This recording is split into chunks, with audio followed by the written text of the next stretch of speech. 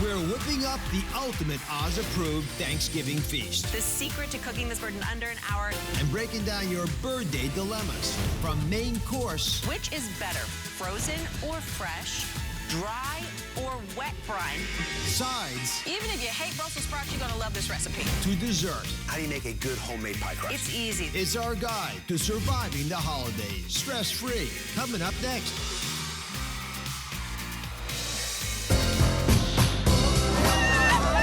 Are you ready for season 11?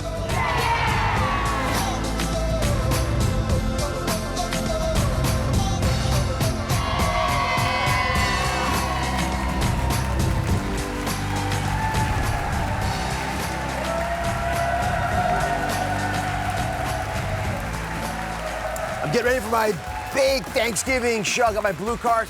Dr. Oz. Food God. It's the holiday season. I see it with whipped cream. Can I have a little whipped cream? I'm begging you. I will be honored. Okay, open up. There we are. Happy customer. Chef Fisher Blaze, you're here. Yeah, don't forget about me. I have hot chocolate and waffles. Oh, look at how fluffy I can make these babies come up. And a little for the coffee, too. Whoa. Listen, it looks so good. I love this whipped cream. Oh, my Stafford. Wow, that looks so good. Can I have some? Fruit, I'm so proud of you. Yes. And you get some cream. And you get some cream. And you get some cream. And I get some cream. Wow, it looks like someone's in the holiday spirit. I'm bringing you some. You're all getting some cream. I wouldn't ever forget about you. You know, it is not the holidays without whipped cream. So today we're investigating the store-bought cans and tubs of your favorite fluffy toppings. What's really in all of these? Plus, with all the brand new whipped non-dairy options at the store, which ones should be on your holiday table? Here to help break it all down is the food god himself. Come on out, food god.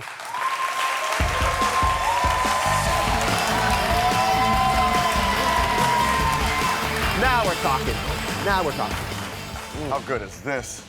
I'm so proud of you. So proud of you. Why? Because I come with a tub of whipped cream? Hold on.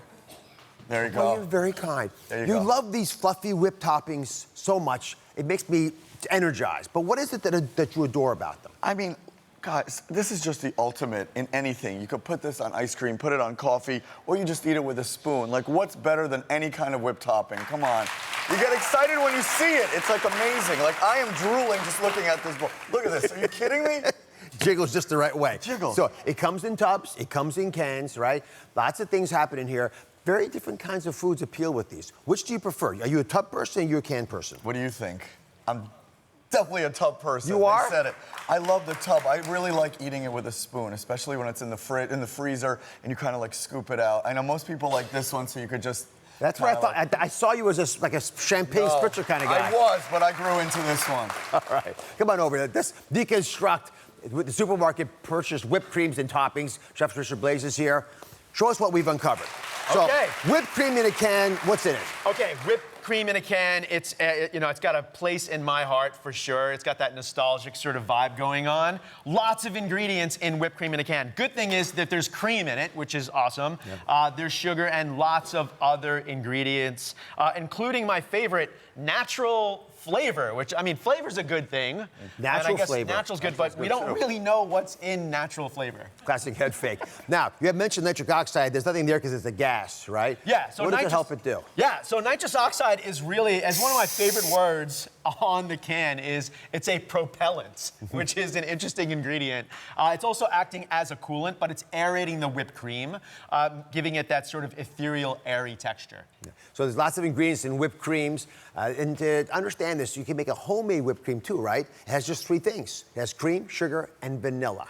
So explain why a canned version of that same product that you can make at home with just three ingredients needs all this. Exactly. So the canned product, it has to be shelf stable, right? It has to, survive shipping, et cetera. So it has a lot of ingredients that are emulsifiers and thickeners. One of my favorites to say right here, carrageenan, which is a seaweed derivative. So it's got a lot of things to sort of help with that texture and the stabilization. Now, if I understand correctly, I'm trusting you on this. In order to make homemade whipped cream, we don't even need the sugar and the vanilla. We just need the cream. Yeah, so I mean, traditionally, again, it's cream, sugar, and vanilla. But I really have been doing a low sugar sort of thing personally myself. And one of the things that I love to do is to cut down on the sugar or eliminate it totally and add some of these great holiday spices. Pumpkin pie spice, nutmeg, cinnamon. I mean, I'm just sitting here like, I don't know. I would dig in, but I just have to keep speaking. I don't want to be a Keep teaching us over here. So, Food God, there are new trends. You're on top of all of them. Yes. There are these brand new whipped Yes. toppings that actually aren't made of dairy. Exactly. So these are the non-dairy ones, and they're coming out with flavors like almond and coconut. And I mean, look at this. It's a whole new world now. Whipped cream new almond- world. Which one do you like more? Which taste I do you like? actually like, I don't really love coconut because I think everything with coconut kind of tastes like suntan lotion to me. But you know what? This almond one is pretty good, and it actually tastes exactly like almonds, which is nuts. There you go. When you look at the ingredients, what you uncover? Yeah, I mean, the neat thing here again is that there's coconut in both of these, right? The great thing is that you do have the natural flavors of coconut and almond. Again, you have the propellant, you have the nitrous oxide that's in there. But I kind of love this to mix things up for the holidays, add some new flavors maybe to your pie topping. I mean, a great source of flavor right here. All right, so we seem to be okay with the canned versions. Now let's talk about calorie-wise. It's pretty much the same, right? It's about 10 calories per each. The dairy whipped creams have 15 calories. Okay, it's not a huge difference. Sugar about the same, 1 gram. So they're low sugar options, crazy as it sounds. And you describe it taste as acceptable to you. It's acceptable. I mean, I'd rather stick with the other ones, but it's acceptable. And now we got the store-bought whipped topping in a tub. This comes in all natural, all different varieties. Usually natural. There's fat-free, there's light, there's original, right? Now you deconstructed these, Richard, and you found something very interesting. Be careful because Food God likes this. I know, this is like, I want to know, or I don't want to know. I don't know. We just met, but like, here's the thing you need to know is that even on the label, it says whipped topping. It doesn't say whipped cream, right? So there's usually very minimal amount of dairy in these, less than 2% in most brands. And you see things like hydrogenated vegetable oil, high fructose corn syrup. And these are the ingredients that are making this shiny and glossy. They're helping with the shelf life. But again, not a lot of dairy happening. So those are not good, you're saying? Not great. I love what you said about in the freezer. I mean, it does have that amazing sort of texture thing. Texture that just like you can't beat. This one Exactly. falls apart after like this one. You really get it in there. It is. It's great for texture, and that's why some of these ingredients, xanthan gum, the sodium caseinate, these things are sort of aiding in that texture. But again, they're not called whipped creams, they're called whipped toppings, right? There's no nitric oxide. The whipped tub has more calories than the other options because they got to hack it a system because there's no gas to elevate it. That's kind of the amazing part, is that in the can, the aeration sort of, increases the volume, but in that way, decreases the calories and sugar a little bit. 25 calories a serving, and it's got the sugar. Not a ton, because only 1 gram over there. I would like that one. Of course you would like that. All right, Food God, you did a coffee experiment. I literally did a coffee experiment. Stunning effort to demonstrate his favorite whip. Explain what you did. Well, you know what? I love whipped cream in my coffee, so I kind of used all of them except the homemade one, and I decided to put whipped cream in these amazing big coffee cups and kind of look what happened. So this is the whipped cream in a can, which looks absolutely beautiful, like a nice cup of coffee. Yep. And then we're going down, down, down, the almond, the coconut. I mean, why are they so crusty? What is this? I don't even want to talk about the one I like.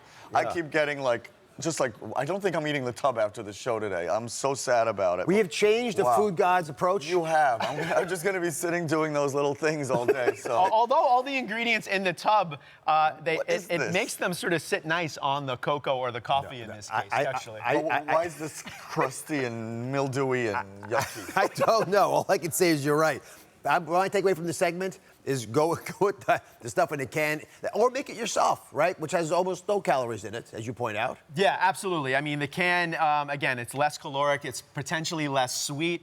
But here's my thing. As a chef, I mean, when it comes to cans or tubs, absolutely no judgment. Like, it's the holidays, like whatever your family eats, that's what you should do. Let it go. Enjoy yourself. On that note, you can't have whipped cream without some pie. We're investigating store-bought pie crust. What you need to know about this supermarket store. Shortcut. Stick with us. What I found on the internet left me sick. She'd falsified bank documents. Over the course of about 2 years, you gave him $1 million. Over $1 million. Outrageous stories of deception. She's very convincing. I had no reason to not trust him. He was going to try to con me back in and basically gaslight me. This is an unbelievable con. All new Oz. That's coming up tomorrow.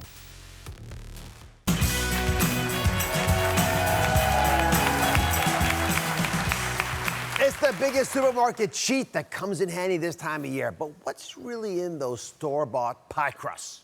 Can any crust out there that isn't homemade taste better than Grandma's? Well, we have some grandmas here who are standing by to weigh in. They're taste testing our options today. Julia Collin Davison from America's Test Kitchen is here to help us investigate so you know what to buy. So you've mastered the art of the homemade pie crust. You know how to make it all. So give us the lowdown. How do you make a good homemade pie crust? It's easy. There's just a handful of ingredients. You have all-purpose flour, a little sugar, some salt, butter, unsalted butter, because you want to control how much salt you add. Different brands of butter have different amounts of salt. And then ice water. That is the key to a flaky crust. Ice water? Yeah, it prevents the butter from melting. And when you get those solid pieces of butter, that's how you get a flake. Flaky crust. You all do that? Yeah. Oh, I love it. All right, come over. Let's go through the different kinds of pie crust at the supermarket. We're going to start with a frozen pie shell. Very popular these days. What's in that? Well, they're very convenient. You just fill it and go, right? But to save on manufacturing costs and to extend their shelf life, they swap in some things like hydrogenated lard.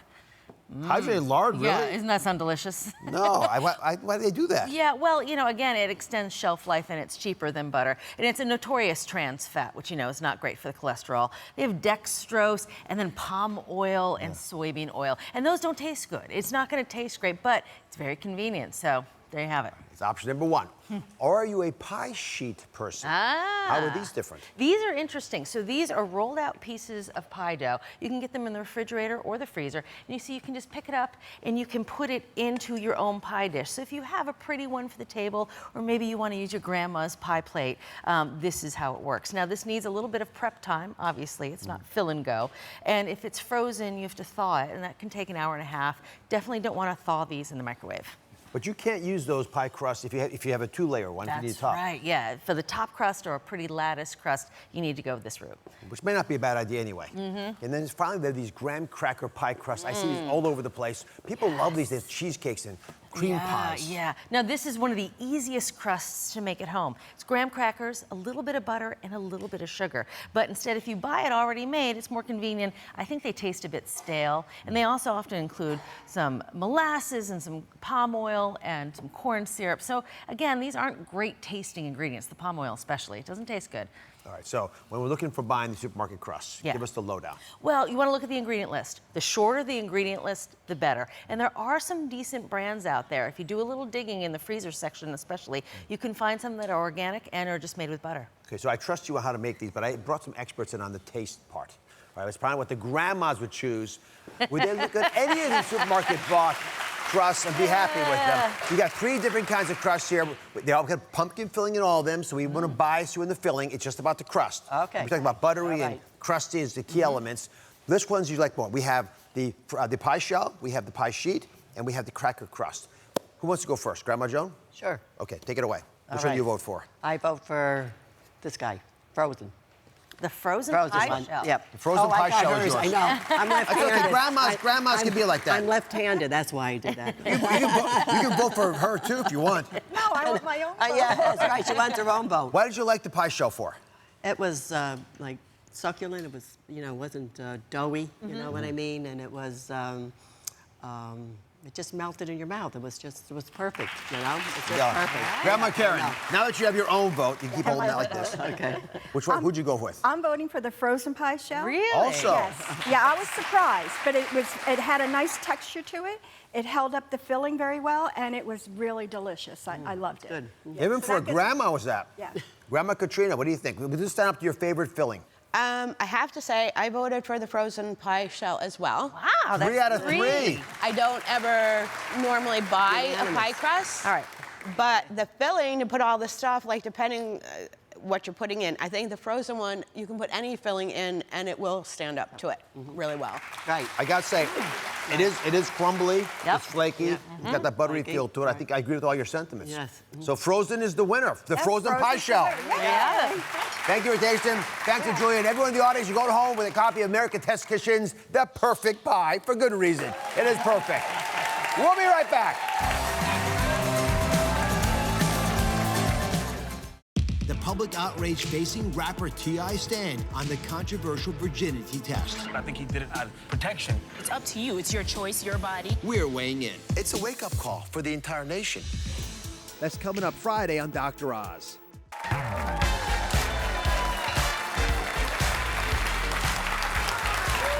We've been deconstructing the foods that will be on your Thanksgiving table, and now it's time to investigate the great cranberry dilemma. Either you love cranberry sauce or you hate it, right? There doesn't seem to be a middle ground. What I really want to know is how did a healthy fruit like this, oh, slippery little devil, right? Looks so elegant, natural, right? How did it end up like this? Oh, I mean, look at that, right? And what about these rings here? They don't look so natural, do they? Right? I mean, how did that become that? That's the question. I think we're all thinking the same thing. So let's talk to a couple of viewers who have strong opinions on this. Serena says she's on Team Cranberry in a can. Why is that? It's good. It's so good. I don't know, I like the way it jiggles. It's delicious. It reminds you of Thanksgiving. It's not Thanksgiving if I don't have it. There you have it. On the other hand, Nina, you say you skip the stuff altogether. Yeah, no, I don't want it on my table. Why? I don't want to have to look at it. I don't want to see it dance. Anything with a 1-year shelf life should probably not be on anyone's table who considers himself kind of healthy. All right, let's talk about this cranberry stuff in a second, but I'm also going to give you a little hack at the end. So I'll meet you on the other side of the stage. Okay. Chef Danny Boone is here to help us out. We consume 5 million gallons of cranberry sauce every year. How did we decide as a country that it was smart to pair cranberries with turkey? It's actually, well, to be honest, it's the most fascinating thing because it's the most natural thing. Go way back from here, okay? We'll go back 200, 300, 400 years, okay? Before our food was in plastic wrap or in cans or anything like that, we were out hunting it, okay? The pigs were always allowed to roam around apple orchards, so they would always eat the old apples and the pears. So that's why you get the sweet pork. And then with, obviously, our turkey, the cranberries were always eaten by the turkeys. So that's how we got to pairing them up. But then, as generationally gone, it was obviously seasonal. So then we're like, okay, so now comes up Thanksgiving, we've got to be making cranberry sauce. Excuse me, I've got 5 jobs. I've got 3 kids. I can't make cranberry sauce. What am I going to do? I'm going to go get my stuffing and I'm going to go get my can of cranberry sauce, and then half of my Thanksgiving meal is already done. And that's where we come to. We've industrialized food, and that's why we have it in the can instead of making it. Well, it's got antioxidants, it has the vitamin C. But let's go over here. Yeah. This deconstructed cranberry sauce, you can all see what's going on here. Find out the ingredients that may be important in understanding why it jiggles. From Danny Boone. Well, there's no fun if it doesn't jiggle. That's what I always say. It is amazing, right? That's part of the game, right? It really, really does. And also the iconic rings of the can. Now, to me, it's kind of interesting to see that there are 200 cranberries per can. 200? Yeah. Oh, okay. my goodness. But when you think about it, though, when you're actually in a cranberry bog, that is going to be having over like 2 million berries in one vine, okay, like this, okay? But then it has corn syrup, citric acid, and water. And then the most important thing is sugar, okay? We bring all those ingredients together, and what they do is it's just like making any jelly or jam. You bring it to a boil, and then that releases pectin. Okay, all those ingredients blend together, and then that's how we get our cranberry in a can. Guys, I get it. The cranberries are tart. I appreciate that. But canned cranberry sauce has about 22 grams of sugar. Folks, 22 grams of sugar, right? You know, that's basically, that's in a quarter cup, which is a normal serving, by the way. It's basically the same amount of sugar as 2 glazed donuts. So if you love your classic canned cranberry sauce, I think you at least owe it to yourself to make a little healthier version. Absolutely. So I challenged you to help us revisit cranberries this Thanksgiving. That's it. Came up with an answer? I did. All right, okay, let's have a look. The trick is to make it a cranberry salsa, not a cranberry sauce. Okay. You all clear on that? Explain, what do you mean? First of all, we're going to start with the salsa. What we've got in here, we're going to put them all into a food processor. You've got your cranberries, okay, put them in, okay, and again, that's around 2 cups. Then you've got some oranges. Then we've got some scallions, okay? Then we've got some cilantro, okay? Now, instead of using sugar, we're going to use honey. And then here's my kicker. Throw a little bit of jalapeno into your mixture, okay? So you've got a very, very nice balance of ingredients and antioxidants. So again, a salsa is different because you don't cook it. That's right. It's basically like this. It's just chopped. All right, now, if you wanted to make it into a gelatinous material, because people are just addicted to that concept. Okay, what I would do is I would actually take some regular orange juice, okay, and bring everything to the boil, place it into a bowl, put it into the fridge, and leave it for over 48 hours. And what happens is it will basically bind itself together with natural sugar. Natural sugar. All right, Serena and Nina, come join us if you don't mind. You've been tasting this salsa. Now, again, Nina, start with you because you don't actually like cranberry, at least the gelatinous kind. Would you go with this? I like this. I like it a lot. I would do it on a bruschetta. Yeah, actually, that'd be a great idea. And Serena, you're the key person because you want it out of the can, you want it jiggling along. Would you be convinced? No. No. I love my jiggle. I'll still have my can in my purse when I show up for dinner serving this. Well, you know what? We're going to put Chef Boom's recipe online. We're going to include the one that makes a gelatinous version with the extra orange juice. Try that. Let us know. Maybe you never know. I might like it. Experiment. All right. We'll be right back.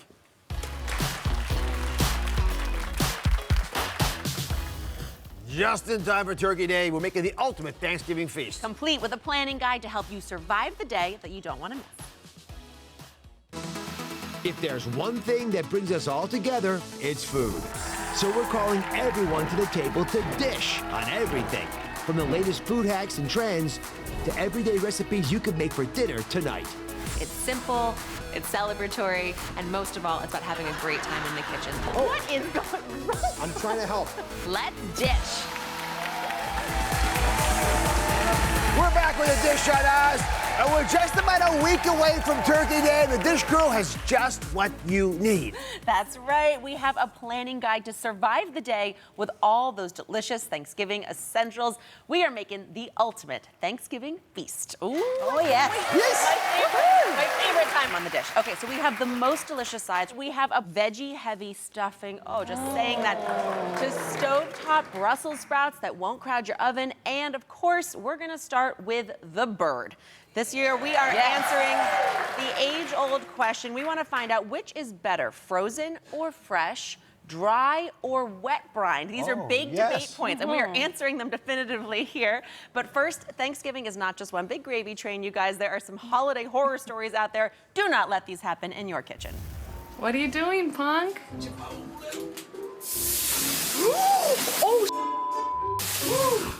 Honey, I think it's ready. Oh.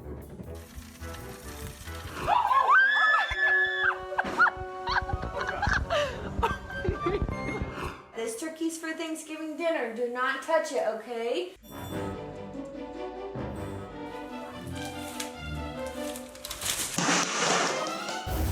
And they run for the hills. Oh my gosh. I mean, what I love, first of all, Khaleesi, my parents' dog, would for sure get in on that turkey. If you left it that close to the edge, shame on you. She was asking for it. She was asking for it. But I love that all these people had their phones out when, like, the flaming bird came out of the oven. Ridiculous.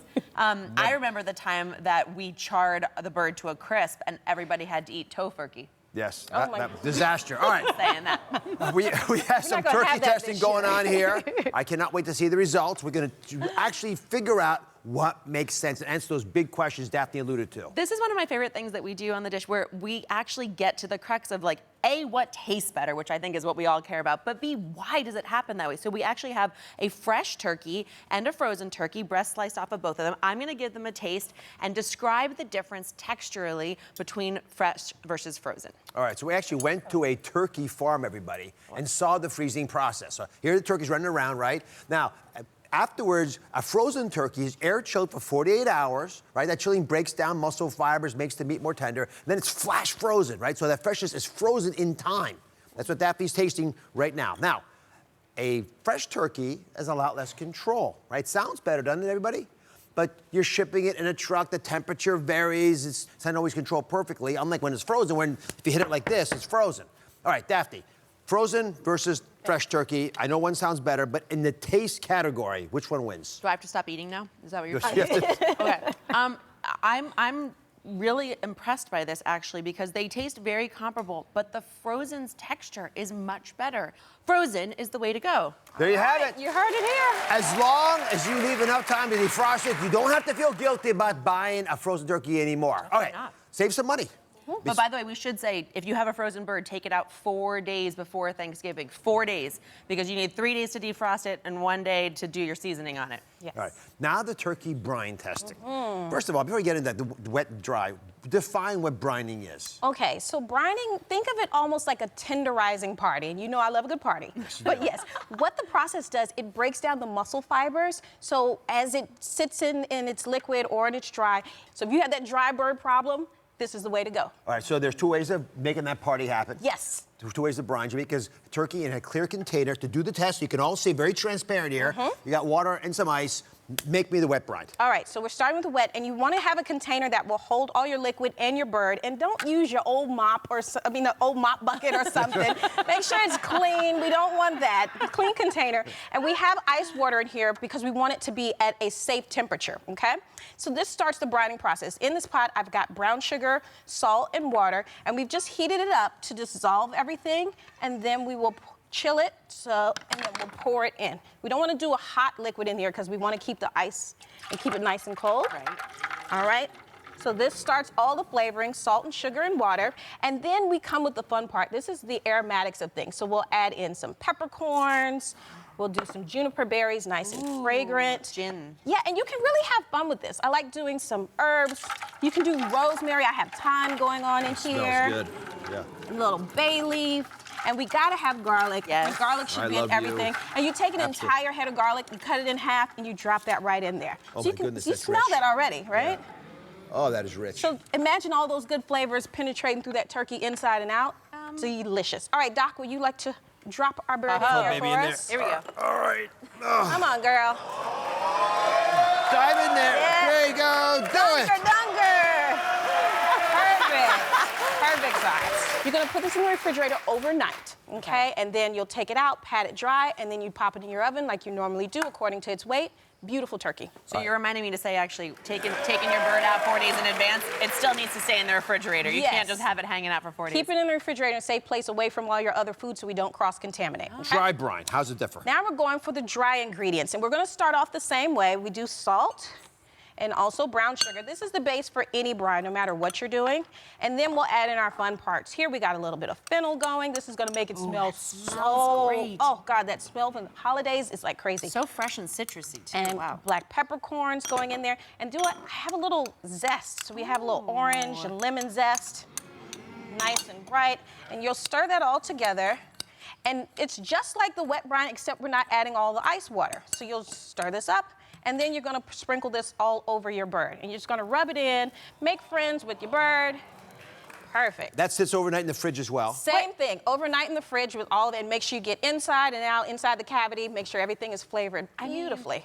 Gorgeous. So I thought Daphne and I could be the taste testers today, the official taste Okay, testers. so, I'm gonna try And your I got dry one brine clean first. hand, so I can Oh, go my in. goodness. Yeah, here, I cut you people. This is You so got it. good. Okay, you got it. I am prepared. This You're way I prepared. keep a clean hand.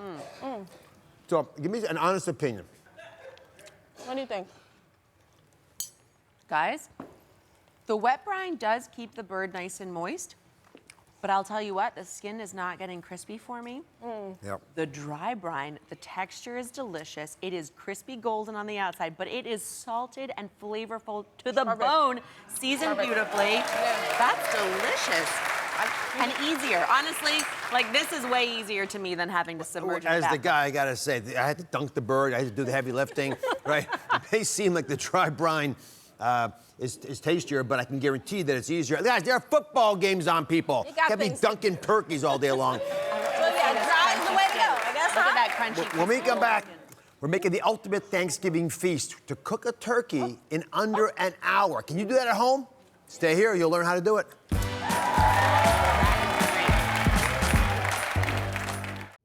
Hey everybody, filmed some great shows today. I've made my way home. I'm relaxing in the living room. I've got Khaleesi here. I've got baby cat here. And I got some time. I'm set to text. I really am. Got time to talk. So 917-993-5487. If you've got some time to chat, send me a note. I'll answer as many texts as I can. Or, well, Khaleesi will chip in, right? But we all know baby cat will not. He does not believe in texting. But I'm here. We are back with your planning guide to survive Thanksgiving. So wait, Dad, people can text you now? You just gave out your number? Yeah. This is actually brand new, and it's so cool. It is a better, more personal way to connect with, for me anyway, to connect with everybody out there. So text me. That's my number, actually, 917-993-5487. Or you know what? I'll make it even easier for you. Go to my Instagram page and just click the little text icon there, little bubble. And if we become texting buddies, I'll send you bonus Thanksgiving tips. Wow. Love this. Okay, cool. And you're actually going to be answering. That's amazing. It's me, the folks around me. You're actually hearing from us. Now make the questions matter, guys, so we're having a good interaction. But that's what I want anyway. I think we need to move from just a lot of folks talking in the ether to individual discussions. So send me stuff. Connecting personally. I Be love that. careful what you ask for. Crazies don't text Doc. Don't do it. Don't do it. All right, so let's get back to this bird. We are, of course, talking about how to make sure you nail Thanksgiving this year. And we promised you a trick to cook a turkey in under an hour. You say it's impossible. Impossible, you say? All right. They have confidence in you. Yes, they have confidence in you. You should trust us because we are going to show you the secret to cooking this bird in under an hour. It starts at the supermarket, you guys. You want to ask your butcher for the turkey to be spatchcocked or butterflied. And if you want to do it at home, Butterfly's a better word, I think. Spatchcocked can be, but it's very memorable. I don't think anyone here will forget the word spatchcocked. People can misinterpret what you're saying. Jamaica? No, spatchcock. It sounds like it should be illegal in like 3 states. You're spatchcocking your turkey. I can't even say it right. It's just a funny word. Only 3 states. I love it. I love it. Only 3 states. It's illegal. Yeah, I think so. Butterfly your bird. Butterfly. There you go. And if you want to do this at home, it is super easy. All you need is a good pair of scissors. Take a look at how to do it.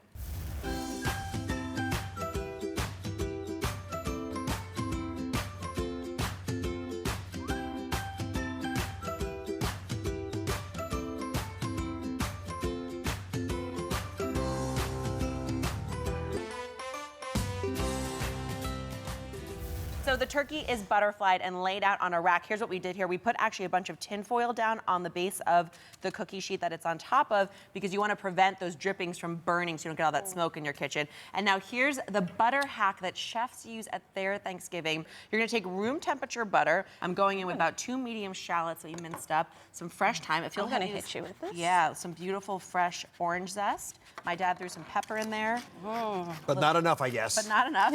Chef hand. And a nice big pinch of kosher salt.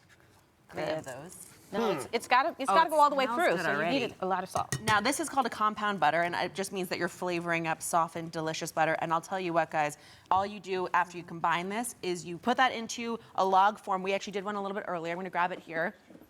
If you're going to keep it a couple days, throw it in the freezer.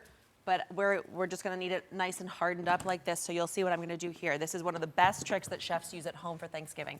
So you unwrap it from its saran wrap here. Is this frozen or just cold? This is just cold. I just wanted to set up so I can slice coins off like so, and check this out, you guys. All right, so this is infused with all those flavors of shallots and zest. Here, I'll cut. I'm a good cutter. Where I'm are you good with going the with knife. those? Okay, so now here's what we're gonna do. We're gonna slip these medallions of butter underneath the turkey breast look at skin. that. Yes. Push it up, just use the back. Now be careful not to rip the skin because you don't want all those juices flowing away and you do want it to stay nice and crisp and golden brown. Be generous here. All right, so how long are you going to cook this in the oven for? So here's the deal. This is a 12-pound turkey, and here's the technique for cooking a spatchcocked or butterflied bird. Now I can't even look at you when I say that word. So here's the trick. You're going to do 450 degrees for 25 minutes. So you're cranking it at that high heat for the first 25 minutes, which gives you that great, crisp, golden brown skin. Then reduce the heat to 400 for 45 minutes to an hour, and that's going to complete the cooking process. Now here's what you're really going to love. We are saving you over 3 hours. If you were going to make this bird as a regular turkey, regular 12-pound turkey, you'd have to cook it for 20 minutes per pound. That's over 4 hours for that bird. Save yourself some time and try it this way. Okay, well, you Don't torture yourself. I gotcha. All right. Now remember, a 12-pound turkey feeds 8. That's what Daphne yeah. has there. But spatchcocking turkeys always cook faster than traditional turkeys. How did I even say that word? Wow. It makes you giggle. Daphne, That a oh my goodness, or look what? at that. Look at that. Beautiful. If that's not going to make you friends, I don't know what will. Oh, wow. I'm going to put this over here because, of course, you guys know whenever you cook meat, you want to let it rest before you cut in so the juices don't go all running away. We are going to eat that as part of our celebratory Thanksgiving feast at the end of the show. I want to eat it now. Here, you get ready. Get ready with that. All right. So not only is it fast, but I want you to see how this bird is crispy all over, right? So the bird goes in there, because it's spatchcocked, there's more surface area exposed to the heat than a regular trussed turkey. And the legs are spread out, right? So they cook faster before the breast dries out. See how moist it is in there? However, there's no inside for stuff. It is there. That's the one possible problem here. And a lot of food safety experts actually would applaud that because a lot of mistakes happen when you put the stuffing in there. All right, so when we come back, we are dressing this turkey with stuffing, and the hack to make sure everything stays warm no matter how big your oven is. You're going to adore this.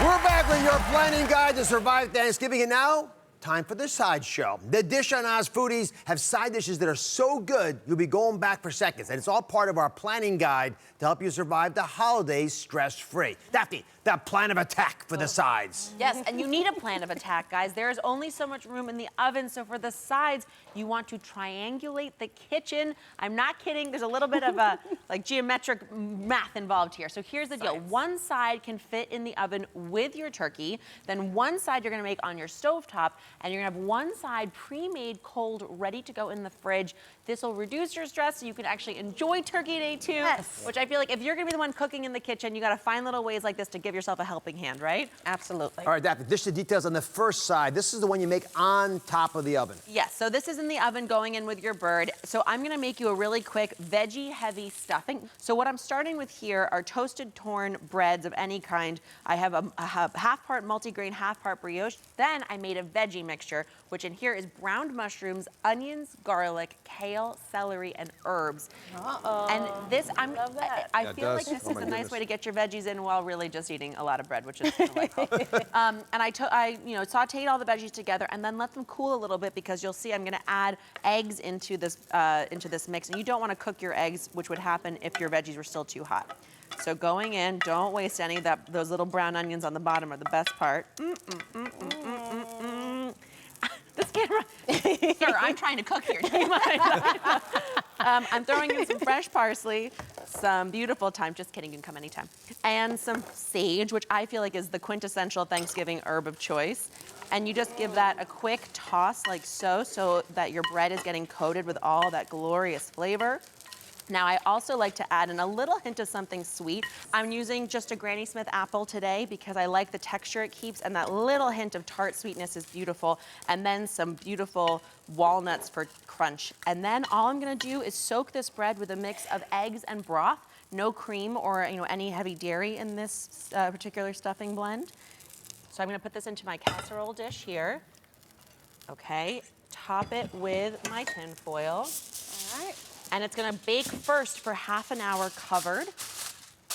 And then for the final part of its cook, it's gonna go uncovered so you get those glorious golden brown pieces. I'm going in here to my oven.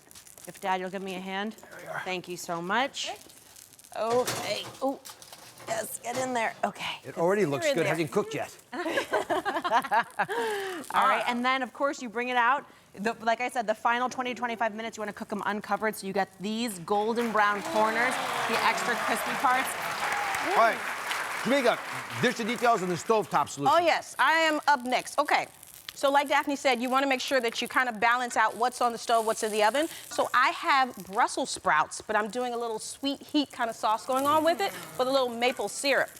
So we'll start with some Brussels sprouts, and you just trim off the bottom and quarter them, and then you'll saute them in your pan with a little olive oil and salt. And you see these little brown edges here? Yes, You want to let them sit in the pan. Don't stir them around too much because you want to get that nice caramelization on those Brussels sprouts. So then you'll take your Brussels sprouts out, and then to your pan, I have a little bit of scallion and then walnut for crunch. And then we'll start the sauce. So we have some apple cider vinegar going in. Oh, a little acid to start. Yeah, so that's going to make it a little tangy.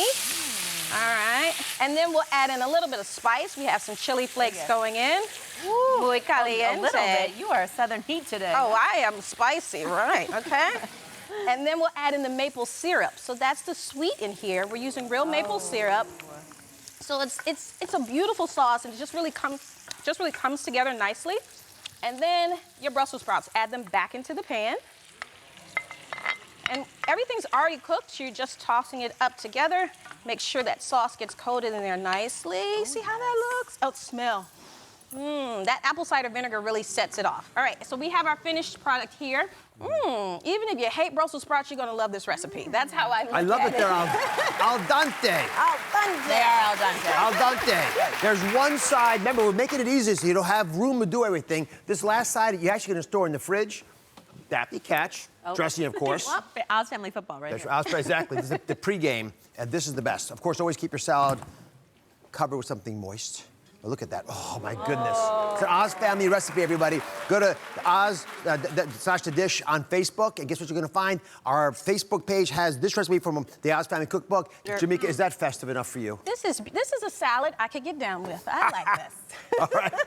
Everyone's there. We're going to taste. When we come back, we feast. Find out how everything we made actually tastes. Plus, a chef's secret for keeping food warm, especially if someone comes late to dinner. No. The nerve. Taboo, the nerve.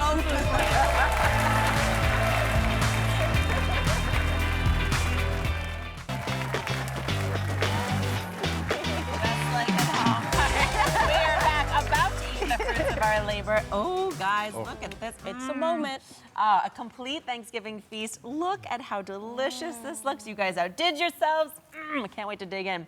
So, okay, we have stuffing, we have turkey, we have these gorgeous Brussels sprouts. I know, Brussels sprouts I feel like are everybody's, like, I don't like Brussels sprouts.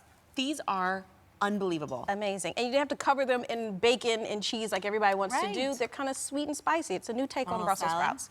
I will take a little salad since the doctor's in the room. My favorite part, the kale salad. Predictably, Is that your favorite part? yes, but it really, really is good. Crispy, crunchy, the apples bring it alive. And what's your favorite part of the Thanksgiving meal?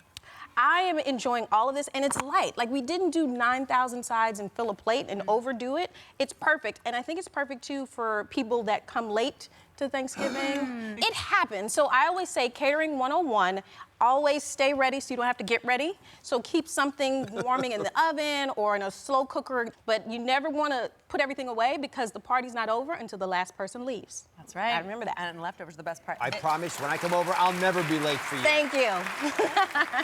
All right, so let's say what we're all thankful for, because it is Thanksgiving, and this is a tradition in our family. Just take a minute before everyone chows in, and with a clear mind, what are you grateful for? Jamaica.